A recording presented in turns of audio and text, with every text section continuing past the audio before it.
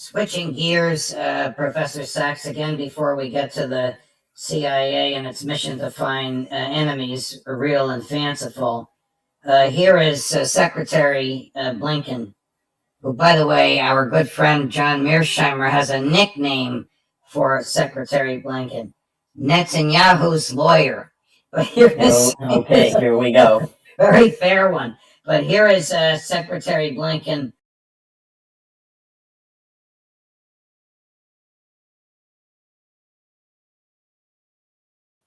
I'm here as part of an intensive diplomatic effort on President Biden's instructions to try to get this agreement to the line and ultimately over the line. It is time for it to get done. It's also time to make sure that no one takes any steps that could derail this process. And so we're working to make sure that there is no escalation, that there are no provocations, that there are no actions that in any way could move us away from getting this deal over the line, or, for that matter, escalating the conflict to other places and to greater intensity. Note that he's standing with President Herzog, not with Prime Minister Netanyahu. Prime Minister Netanyahu, who only puts a plan on the table that he knows Hamas cannot accept. Prime Minister Netanyahu, whenever Hamas accepts a plan, adds to the Israeli demands. Prime Minister Netanyahu, who murdered the chief negotiator on the other side. Prime Minister Netanyahu has no interest in the hostages or a ceasefire whatsoever. Who does Tony Blinken, a.k.a. Netanyahu's lawyer, think he's fooling? He's not fooling anybody. I don't know who he thinks he's fooling. There is no ceasefire. There is no prospect of a ceasefire because Israel does not want a ceasefire. Israel wants a wider war. Israel undertakes, as you said, provocations every time there is even talk of a ceasefire to make sure that there is no ceasefire. Israel rejects any idea that there could be a solution to this crisis. Israel doesn't want a solution other than Israel's full control over Gaza, over the West Bank, over East Jerusalem, in other words, over millions of Palestinian people. And that's the goal. With that, the goal, Israel will never agree to terms that could end this violence.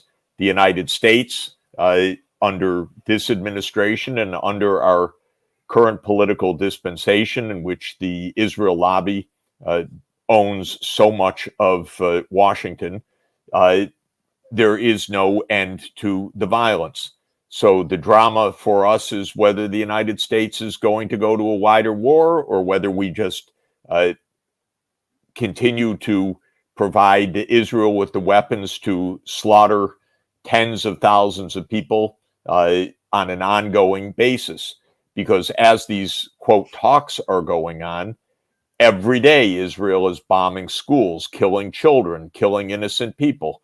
It's happening not only in Gaza, it's happening in the West Bank. And of course, Israel is making international provocations through its campaign of assassinations. So we are in a very clear pattern, which is that Israel wants to use full force to get its complete domination over the region. And the United States assents to that. And then it mumbles about peace or ceasefires, but these are all absolutely useless in the context in which there's no political prospect whatsoever, because Israel blocks every political prospect.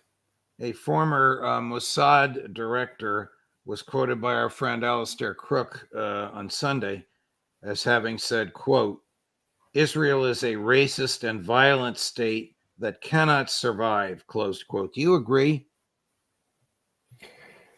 I think that the extremist nationalist fervor that runs Israel's politics right now is absolutely genocidal in intent and in its actions.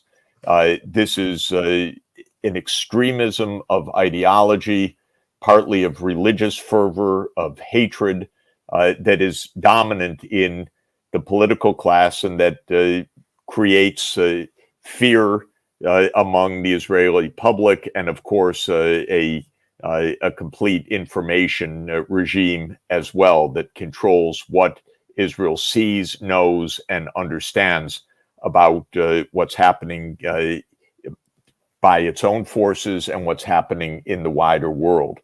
Do I think that this is absolutely, completely unrescuable? No. I have argued from the very beginning that the United Nations should impose peace on these two peoples and two states, that the United Nations Security Council should admit Palestine as the 194th UN member state, and with the force of the UN Charter, impose the two-state solution along the universally understood boundaries. That's the 4th of June, 1967 boundaries.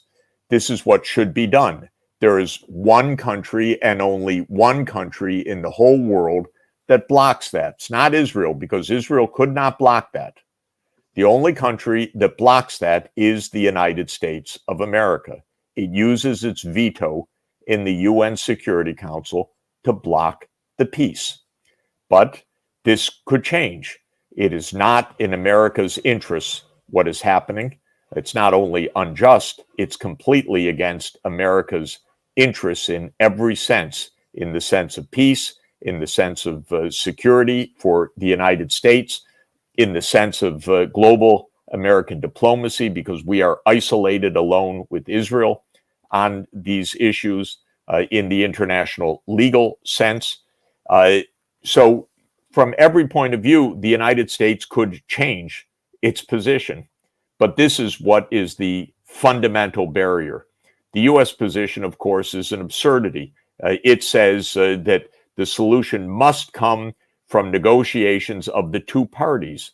Well, all that means is the United States saying that Israel has a full veto over the political rights of the Palestinian people, even over their survival. That's the U.S. position. Well, it's completely untenable. Nobody believes it. It's a game when it's stated. But my feeling is that because the whole world is united against this, and because the American people don't support this, this is basically the Israel lobby's control over the Congress, not the valid position of the people of the United States, nor is it a tenable position for the U.S. So the sooner we change, the faster there will be peace. But do you think there will ever be a two-state solution without it being imposed by force? No, of course not. Okay. Never, never. But Why- imposing a solution is not such a complicated thing. This has Right. been international law for 57 years. And in fact, it is 77 years since the 1947 General Assembly vote of a two-state solution that this has been on the table. So this is not so hard.